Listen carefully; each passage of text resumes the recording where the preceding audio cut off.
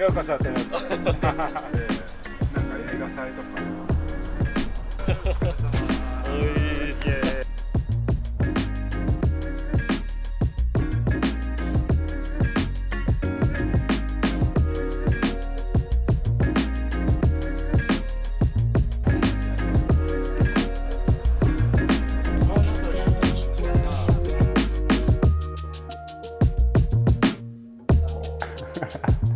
ピーッつって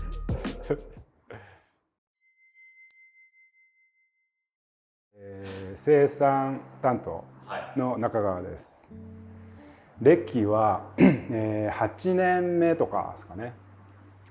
そう最初大仏とかね、材木座できる前の大町のところで、ちっちゃくやってた時に手伝わせてもらって、そこからですね。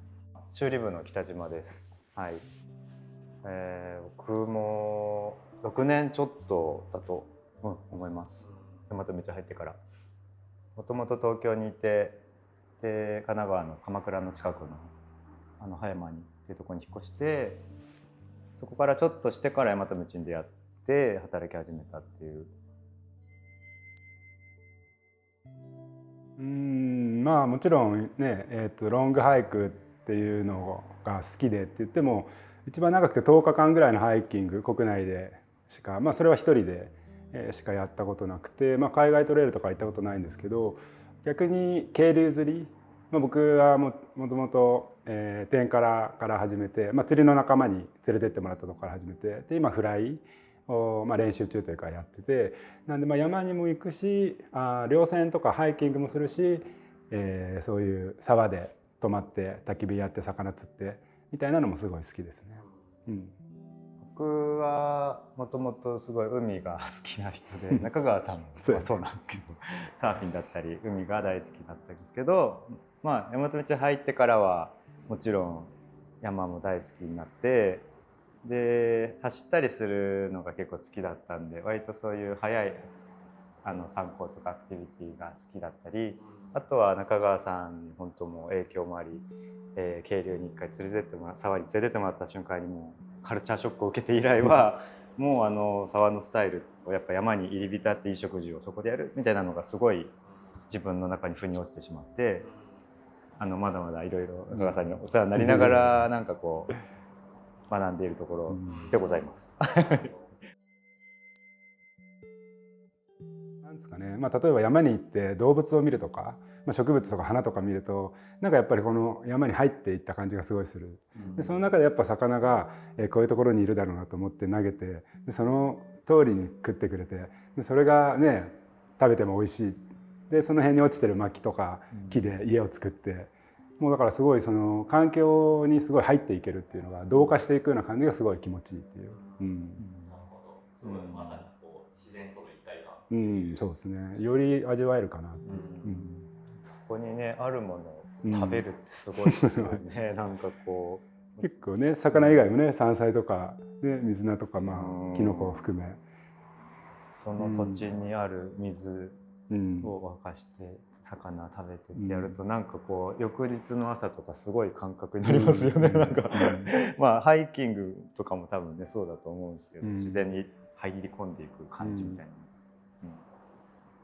行きたいね。行きたいですね。行きたくなってきた。そうですね。大和道は結構ずっと挑戦してるブランドで、例えば、去年と同じようなことをやらないというか、新しいことをやるのがいいっていうわけではなくて、もっとこれこうした方がいいよねっていうトライアンドエラーをすごい繰り返して、でそうすると去年のこれもうちょっとこうした方が良かったよってなると、来年はもっと違うアプローチをやる。するとより良くなっていくんですけど、その分、前と同じことをやらないっていうのが楽しい。それはやっぱ変化しつつ、それもいい方に変化してる。でもやってみたけどダメだったっていう、やっぱり紆余曲折でだんだんこう高まっていく感じが僕は面白いかなっていう。僕が入った時もそうですし、中川さん入った時なんかも本当数人規模だったのからこう今大きくなっていって、で僕はやっぱりものづくりが好きで入ったっていうのも一番大きかったので、その当時は本当に大町の小さいアトリエで物が生まれてるっていうのがあったんですけど、そこから今はもう会社として大きくなっていっ生きながらもでもなんだろうその UL のものづくり代表の夏目のものづくりへの思いとか由美子さんのそういう思いはずっとやっぱり受け継がれていて大企業にはない持ち味があるなっていうのはすごい感じてます。なるほど。やっぱそこに今自分自身が働く意味みたいなものがある。そうですね。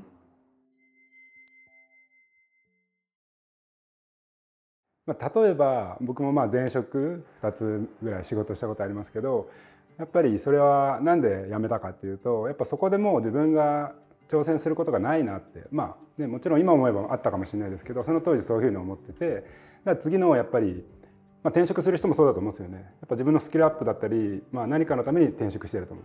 でもそういう意味では大和道は、さっき言ったように毎回やることが毎年違ったりとか、新しい挑戦を代表の夏目が快く受け入れてくれるんで、今回のこととかもなんでやっぱりまだまだやれることやりたいことがある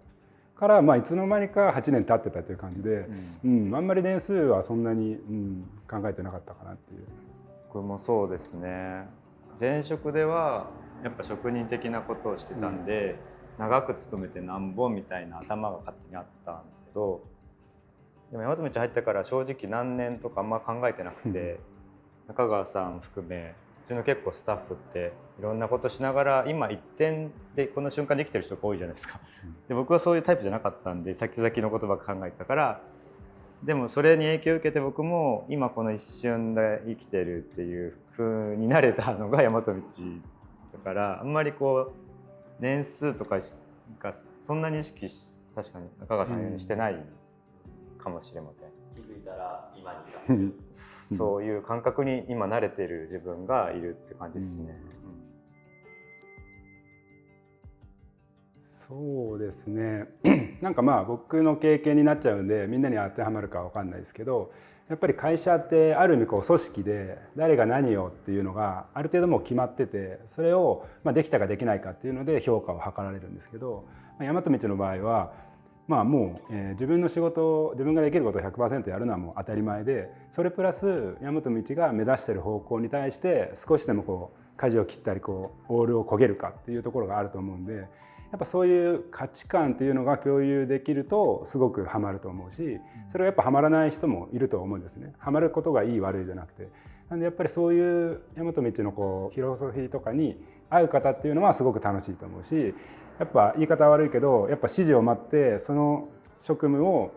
をやるっていう人にはあまり向かないかもしれない。すごくやっぱり思いのある会社で思いのある人が集まってて、今までやってきたことも割とここで思いさえ持ってればそれが活かせるようになっていくみたいなところがあるんで、業種が違ったりとかいろんな人がうち多分山の会社としては異例なぐらいいろんな業種だったりスタイルの人が集まってて、バラバラってよく言われるじゃないですか。でもそれぞれがちゃんとその思いの部分でつながってれば、それぞれに道を見つけていくみたいな感じがある会社なので、中川さんが言うように、自主的に動いていける人だったらすごく楽しいと思いま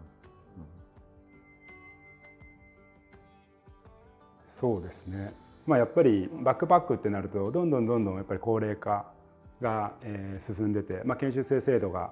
ないとか難しいっていうところがあって、それでやっぱ僕らも何社かにお願いしてる中で僕らの仕事も受けてもらえないっていうところもあって、でそれが一つの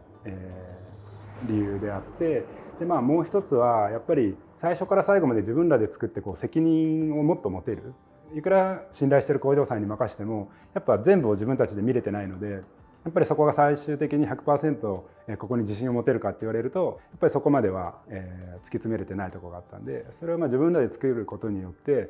もう生地もね自分たちで作ってる、で縫製もして販売伝えることも自分たちでやると、一番僕らが考えている魅力を伝えれるし、品質とかにも自信が持てるっていう意味でやっぱ自分らでやりたいなっていうのがありましたね。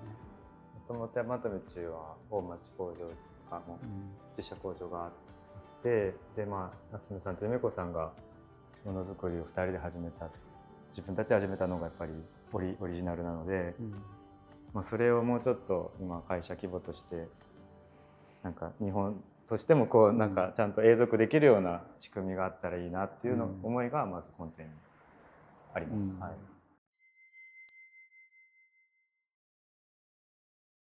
事務所と一緒になってるっていうところの良さは、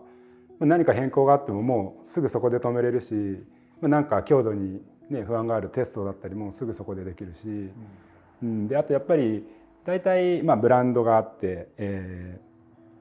古屋さんがいるかどうか置いといて、で工場とか離れてて、なかなかやっぱり僕らも他の工場さん行きますけど行けて年に2回なんですよね。でもその事務所にいることでいろんな部がありますよね、夏目含めコミュニケーション部、制作部、そういうところの温度感とか気持ちとかもその工場に働く縫製する人もリアルタイムでこう感じれるっていうのが一番大きいかなって。やっぱり何かあっても同じ気持ちでものを見れるし、ものを考えれるっていうのがいいかなっていう。そうですね。結局やっぱ販売するにも何にするにしても、ものがやっぱ作れないと、ものがあってこそっていうのがあるんで、やっぱ近くで作ってるとみんなその感じるし、逆に作り手縫製の人とかもこういうふうに売られていって、こういうふうなお客さんが使ってるんだってことがギュッとこうみんなで共有できるっていうのがめっちゃメリットですよね。それはね、めちゃめちゃいいと思います。それはもうね、高明さんっていうね会社さんがあって、僕らも最初は1とかミニ2を作ってもらってたんですけど、彼ら自社ブランドのランドセルが今すごく力入れてて、で僕らの製品を作ってもらうキャパシティがなくなってきた。でなくなってきた、それでさよならっていうのが普通の工場とメーカーの在り方なんですけど、僕らがもうすごい作り方、もうすごい画期的なアイデアを持ってコンピューターミシンとかもう僕らが見たことないような使い方してやってるのにすごい感銘を受けたんで、そのやり方を教えてくれと。普通だったら絶対に僕らも言わないし向こうも教えるわけないんですけど、で言ってみたら、じゃあお前らが来るんだったら教えてやるよ。彼らはそれで、鎌倉から豊岡なんて来るわけないって思ってたら、僕ら2人が「もう行きます」っていうもう即答で返事して「そうなん?」みたいな感じで「じゃあ教えるわ」みたいな。だから高明さん自体もちょっと僕らに対して楽しんでくれてるところもあるし、なんでいろんなね、日本広しといえど、僕らは来るとしたらもうここにしかなかったっていう感じですね。もうそれはもちろん、同じやっぱり大和道行ったショルダーとか同じようなデザインというか機能なので、僕らはこういうふうにやった方が、強く、効率的にできるよねみたいなところは、工場さんにも説明して、そういうね、細かい部分って結構あるんで、全部を取り入れてもらえなくても、そういう機材の違いとかでだいぶお話できるところは増えるんじゃないかなって思いますね。中川さんも僕もそうですけど、実際工場のね現場にいたこともない、そういった意味では工場に対してはすごい素人みたいな感じなんで、今までね工場さんにお願いすることはあった、もうその目線でしかなかったのが、やっぱ実際に量産とか多くのバックパックを作るっていうのも全く考え方も違えば、もう工程も違うしっていうので、そこをやっぱ知れることによってある程度はなんか工場さんに頼む時もだいぶ変わりましたよね。中川さんも実際に作ってみて、逆に言いづらくなっちゃったりなん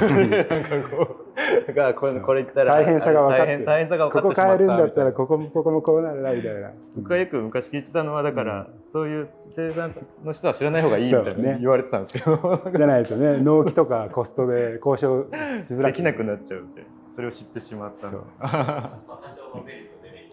あると思うんですけど、でもいいことだとは思います。知ることはね、マイナスはないと思う。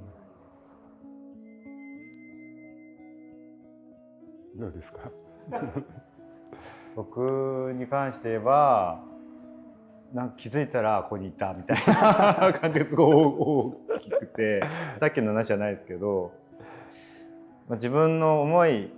結局自分自身がものづくりやりたいけどできてこなかったみたいなトラウマじゃなくてそういうのがあったんですけど、いつか未経験でも楽しくものづくりができる工場をやりたいなみたいなのはずっとあったんですけど、でもそれがたまたま今回気づいたら縁がつながって今ここにいる。で家族とかね、それこそ今言ったようにまあ、全てを投げ出してこっちに来てるみたいな感じにもなってるんですけどでもなんかこうちょっと初めに話したようにこう今この瞬間の楽しもうじゃないけどここに今一点集中してやるぞっていう気持ちに自分が慣れたってことが今ここに入れるのかなと思って、であとバックアップ体制としてはもう本当に娘さんだったり会社としてそれをすごく応援してくれる今制度だったり支えてくれる仕組みを今作ってくれてるから安心してまあこう豊岡知らない土地に家族も連れてきてるっていうそういう安心感はあります。具体的に言うとやっぱその金銭面の部分とか、はい、そういったところで移住しやすいような体制整えてくれたってことですか？そうですね。やっぱ一人で何もなくここに来るっていうのじゃなくて山田道として、まあ、町からも受け入れてもらって会社も受け入れてもらってで中川さんと一緒にこう来れてるっていうのはすごくそういった意味で安心感がありますね。はい、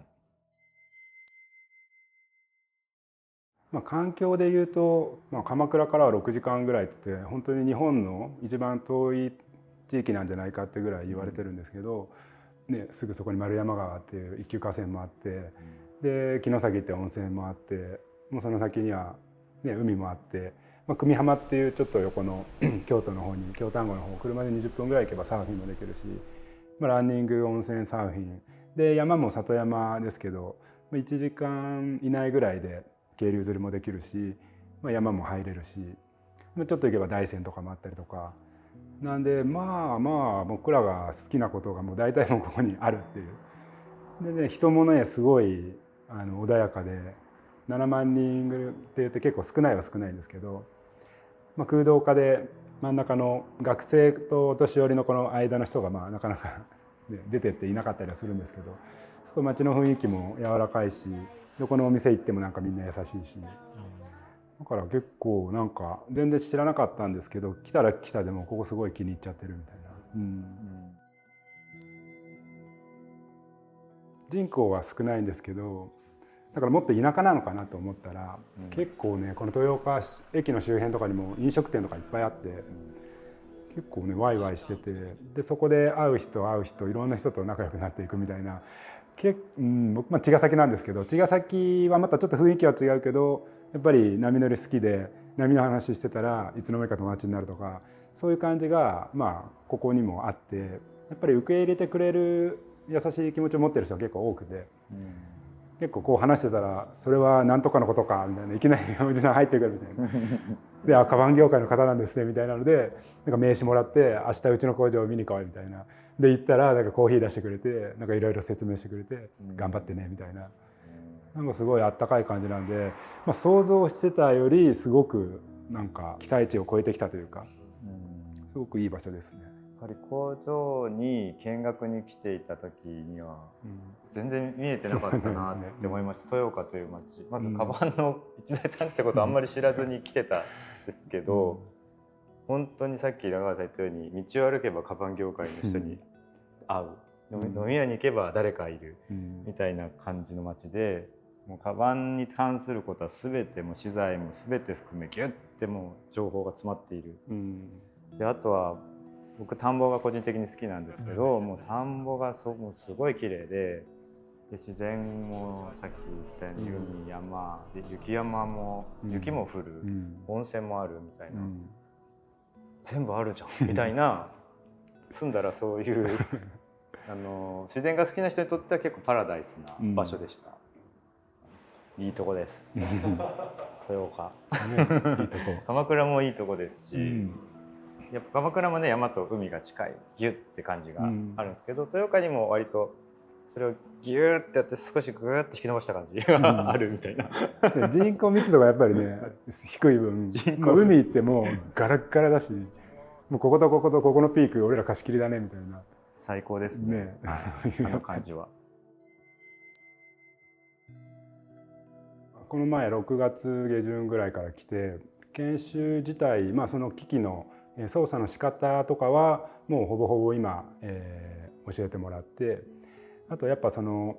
ね、ちょっと入り組んだ話になるんですけど、そのコンピューターミシンっていうのをプラ板とかを使ってやるんですけど、そのプラ板の作り方、多分10人いれば10人そのアプローチが違う。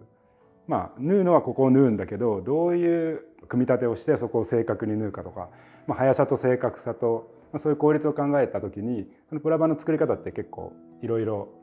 アプローチがあるんでその辺とかはまだまだたくさんもう経験積んでる高明さんに習わなきゃいけないし、まあ、今ここにね、ちょっと一通りの設備が入ってきましたけどそこでトラブルもやっぱり起きるし、まあ、昨日もね高明さんの木田さんに来てもらって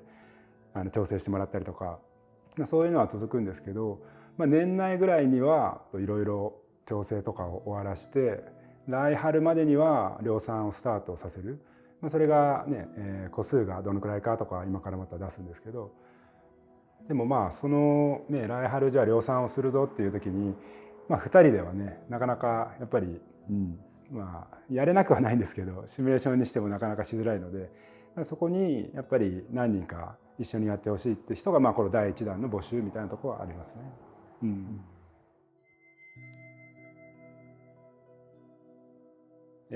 最初は経験したことがある人をリクルートさせてもらってその次の段階で、全く何もやったことない人っていうふうに考えてたんですけど、まあ、最初からやったことない人でも、まあ、気持ちさえあればすぐもう順応できると思うし例えばそのカリキュラムとかも一緒に作りながら学んでいってもらえばいいかなと思うんで、まあ、完全にもう入ってきてこれをやってくださいっていうなんかドリルが用意されてはいないけど、まあ、この温度感とかも一緒に伝わってやれる人であれば初心者というかまあ経験なくても全然問題ないと思いますね。どんどん進化を続けている途中で、特に小中工場今始まったところに参加してそういういろいろ一緒に作り上げていこうっていうのを楽しめる方とか、そういうまだ組織として成り立ってなくても、自分で動きながらこれがいいよねっていうのを一緒に共有して、で2年後の鎌倉に向けてこう、一緒にAAO できる方みたいな、なんかそういう方だったら結構フィットするかもしれない。なんかもしそこに結局入るんだったら最初からいた方が全部見れて楽しいんじゃないっていうのはあります。まあこっちでももう量産とかは始めていくんでそれが鎌倉に移るっていうだけで、まあ、鎌倉が移ったとこからスタートっていうよりは、もう随時始めていくって感じですね。人と人との関係性の成長っていうのもありそうですね。そうですね。なるほど。いや新しい人が来るの楽しみですね。いやもう楽しみですよ。はい、楽しみでしかないよね。そうですね。どんな出会いがあるのか。どんなね面白いですね。人が来ていただけるかワクワクしてますね。まず、新しい人が入ってきたらどこ連れて行きますか。どこ連れて行く。いっぱいあってね。ねえ、まあその人が何が好きかにもよるけど。せいちゃんとこう。行きつけのなんか飲み屋とか、まあランニングしてもいいしね、波乗りしても釣りでもいいし。まあでも、まずは高木さんと。あ、そうだね、そうだ。まずはね、高木さん。仕事のことをちょっとちゃんと。そうね。まずは高木さんのとこ行って。仕事も多少こうプライベートも含めて一緒にねそうですね。人がいたりですね。ライフとしてねよく大和道が言いますけど。インタビュー以上になります。はい、ありがとうございます。よろしくお願いします。ありがとうございました。ちゃんと伝えれたかな。カットで。